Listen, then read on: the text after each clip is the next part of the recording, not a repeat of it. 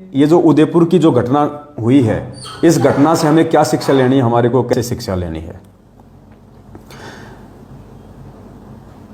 जब देश में हिंदू मुस्लिम छिड़ेगा, गृह युद्ध होगा, उस समय क्या होगा। जब उदयपुर में खाली एक हिंदू भाई की हत्या दो मुस्लिम भाइयों ने की, छोटा सा मुद्दा, छोटा सा मैटर, सिर्फ एक टिप्पणी को लेके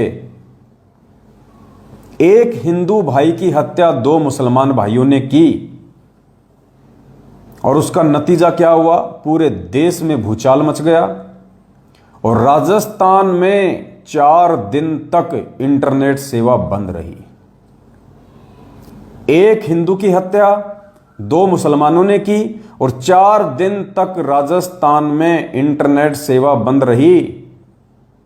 सोचिए पुण्यात्माओं, जिस समय हिंदू मुस्लिम छिड़ जाएगा पूरे देश में, उस समय क्या होगा। आपके मोबाइल के सिम तकात बंद हो जाएंगे, आपके मोबाइल के सिम तकात बंद हो जाएंगे, आप किसी से बात भी नहीं कर पाएंगे।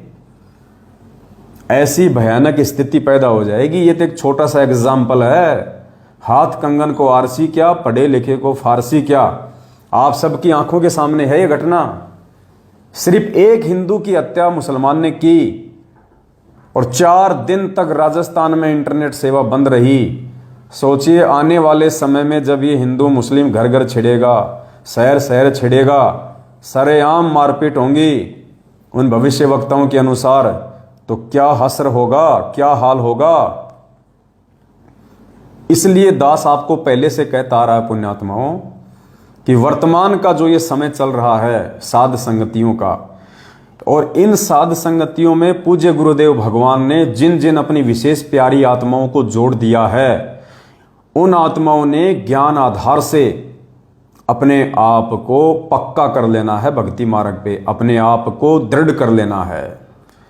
गुरुदेव भगवान को परमात्मा मान के, पतिव्रता धर्म को अपना के, गुरुदेव भगवान को भोग लगा लगा के, साध संगतियों में आके 5 यज्ञ की खीर खा के, ज्ञान आधार से अपनी हर प्रकार से शंकाओं का समाधान करवा के और नियमित मर्यादा में रह के भक्ति करके, हमने उस आने वाले विनाशकारी समय के समय अपने अंदर वो विश्वास पैदा करना है कि उस समय ना तो ये पवन दास आपको लाइव आके समझाएगा, हो सकता है आपको गुरुजी के सत्संग भी सुनने का मौका ना मिले, क्योंकि लाइट पानी सब गुल, इंटरनेट सेवा बंद, मोबाइल बंद, कहां से सुनोगे भाई। आजकल हम लोग लाइट पे निर्भर हो गए, मोबाइलों पे निर्भर हो गए, कहां से सत्संग सुनोगे। कौन आपको हिम्मत देगा उस समय, उस विनाशकारी समय में, उस डर और भय के माहौल में कौन आपको हिम्मत देगा, कौन आपको दिशा निर्देश देगा, कौन आपको गाइड करेगा। उस समय वही आत्माएं इस भक्ति मार्ग पे टिक पाएंगी, वही आत्माएं अपने गुरुदेव भगवान पे विश्वास करके दृढ़ रह पाएंगी। वरना हथियार डाल देंगे, अच्छे अच्छे भगत हथियार डाल देंगे उस समय जब सरेआम मारकाट मचेगी। घर के बाहर खड़े होके लोग तलवार लेके, बंदूकें लेके खड़े होंगे कि निकल बाहर। उस समय ये 6 महीने में बीजेपी, 6 महीने में कांग्रेस करने वाले भक्तों को हिम्मत नहीं मिलेगी। उस समय ये रक्तदान और देह दान करके प्राइवेट बैंक को, प्राइवेट हॉस्पिटल को, उसी खून को ऊंचे दामों में 10-15 गुना ज्यादा कॉस्ट पे बेचने में मदद करने वाले ये मूर्ख भक्तों के अंदर हिम्मत नहीं आएगी। उस समय आज जो भगत होके गुंडों की सीबीआई जांच का समर्थन कर रहे हैं, उनको हिम्मत नहीं मिलेगी। उस समय इन कुपात्रों को जो ज्योति पाठ और दान का पैसा देके अपने कर्म फोड़े जा रहे हैं, उन भगत भाई बहनों को हिम्मत नहीं मिलेगी और वो हथियार डाल देंगे, वो सरेंडर हो जाएंगे और परमात्मा की भक्ति और मर्यादाओं से दूर हो जाएंगे।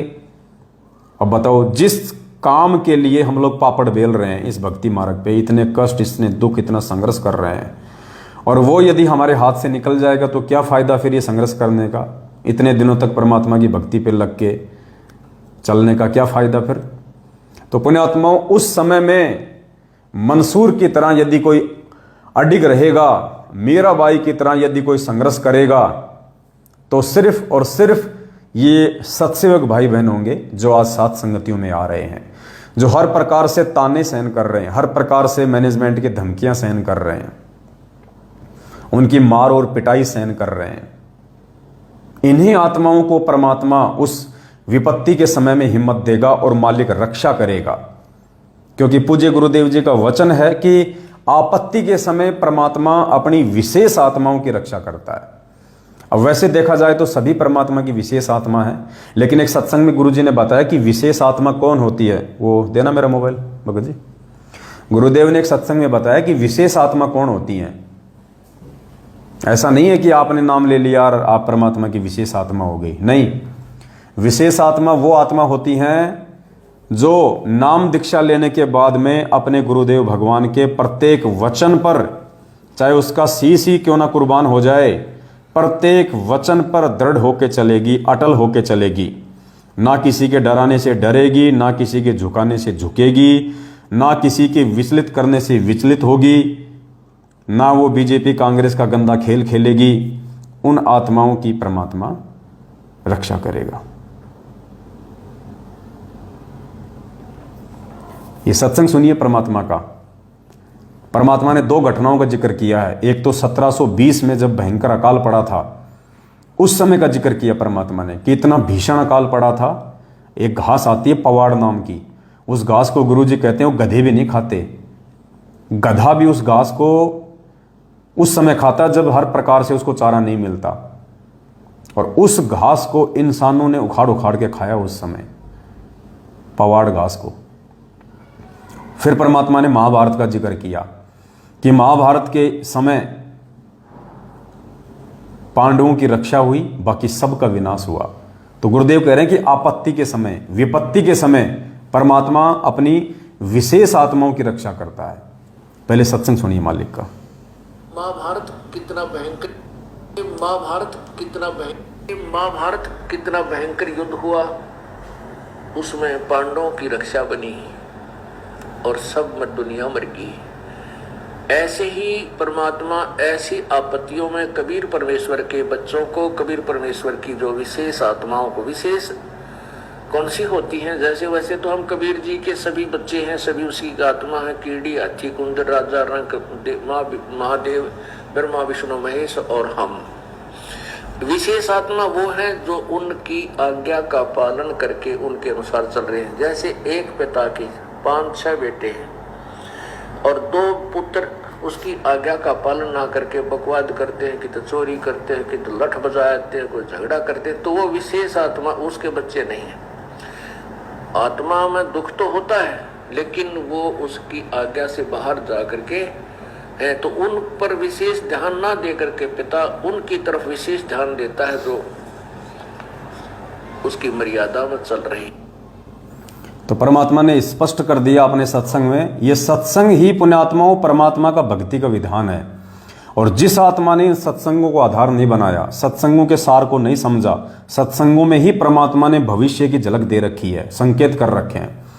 तो गुरु जी कहते हैं कि वैसे तो कबीर परमात्मा के सभी बच्चे हैं, लेकिन विशेष आत्मा कौन होती है। जैसे एक बाप के 4 बच्चे हैं, 2 बच्चे तो उस बाप की आज्ञा में चलते हैं और 2 बच्चे बाप की आज्ञा से बाहर होकर लड़ाई झगड़ा करते हैं, उल्टे काम करते हैं। तो आपत्ति के समय उन आज्ञा में रह के चलने वाले बच्चों की रक्षा होगी। तो आज हम सतगुरु रामपाल जी भगवान के सभी बच्चे हैं, मैनेजमेंट वाले भी उन्हीं के बच्चे हैं, हम सत्सेवक भी उन्हीं के बच्चे हैं।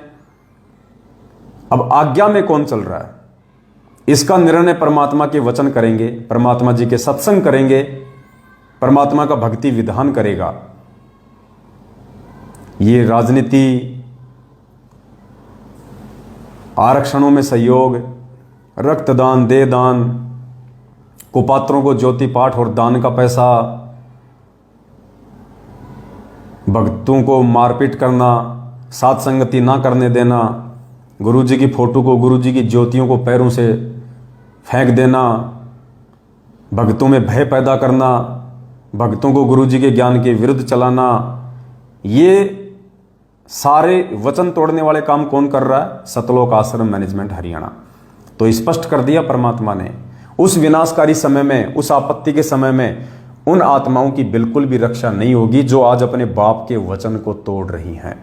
तो बाप के वचन को सत्सेवक तोड़ रहे हैं या सतलोक आश्रम मैनेजमेंट हरियाणा वाले तोड़ रहे हैं, ये आप सभी भगत भाई बहनों ने निर्णय करना है। ज्ञान आधार से दास की सेवा केवल आपको सच्चाई से समय समय पे परिचित करवाना है। तो गुरुदेव ने अपने इस विशेष सत्संग में बिल्कुल क्लियर कर दिया कि जो अपने गुरु के वचन को तोड़ेगा और भक्ति भी करेगा, उसकी उस विनाशकारी समय में बिल्कुल भी परमात्मा रक्षा नहीं करेगा।